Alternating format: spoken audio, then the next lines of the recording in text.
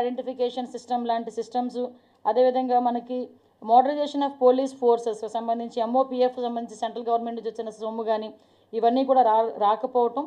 Even supreme court guidelines ప్రకారం అంటే ఎందుకు ఈ మాట చెప్తున్నానంటే, యాజ్ పర్ సుప్రీంకోర్టు గైడ్లైన్స్ ప్రకారం ప్రతి పోలీస్ స్టేషన్ దగ్గర 6 సీసీ కెమెరాలు పెట్టాలి.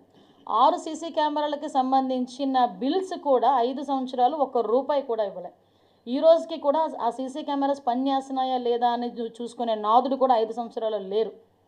ఇలాంటి ఆశ్చర్యకరమైన విషయాలన్నీ కూడా కొన్ని సందర్భాల్లో మనకు తెలియటం, మళ్ళీ తిరిగి ఈరోజు బయటకు వచ్చి ఈరోజు జగన్మోహన్ రెడ్డి గారు బయటకు వచ్చి భద్రత గురించి, అదేవిధంగా ఉమెన్ సేఫ్టీ గురించి మాట్లాడటం, ఇవన్నీ చూస్తూ ఉంటే కంపారిజన్ కూడా తెలియాలనే ఉద్దేశంతో చాలా క్లియర్గా చెప్పడం జరుగుతుంది. ఈరోజు గౌరవ ముఖ్యమంత్రి గారు చేసిన రివ్యూలో కూడా చాలా క్లియర్గా సుప్రీంకోర్టు గైడ్లైన్స్ ప్రకారం పెట్టాల్సిన 6 సీసీ కెమెరాలకు సంబంధించిన 11 కోట్ల రూపాయలు కూడా ఇమ్మీడియట్గా క్లియర్ చేయమని చెప్పి ఈరోజు గౌరవ ముఖ్యమంత్రి గారు ఆదేశాలు ఇవ్వడం జరిగింది. అదేవిధంగా మనకి యాన్యువల్ మెయింటెనెన్స్ ఛార్జెస్ ఉంటాయండి.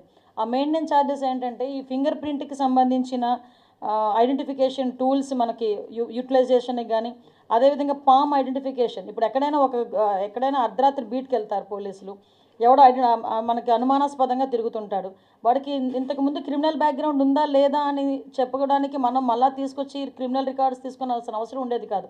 ఈవెన్ వాళ్ళ దగ్గర ఉన్న ఈ ఫింగర్ ప్రింట్ ఐడెంటిఫికేషన్ మిషనరీతోని వెంటనే ఇమీడియట్గా వాడు అక్కడ ఫింగర్ ప్రింట్ వేస్తే వాడికి ఇంతకుముందు క్రిమినల్ బ్యాక్గ్రౌండ్ ఉందా లేదా అనేది చాలా క్లియర్గా అర్థమైపోయేది.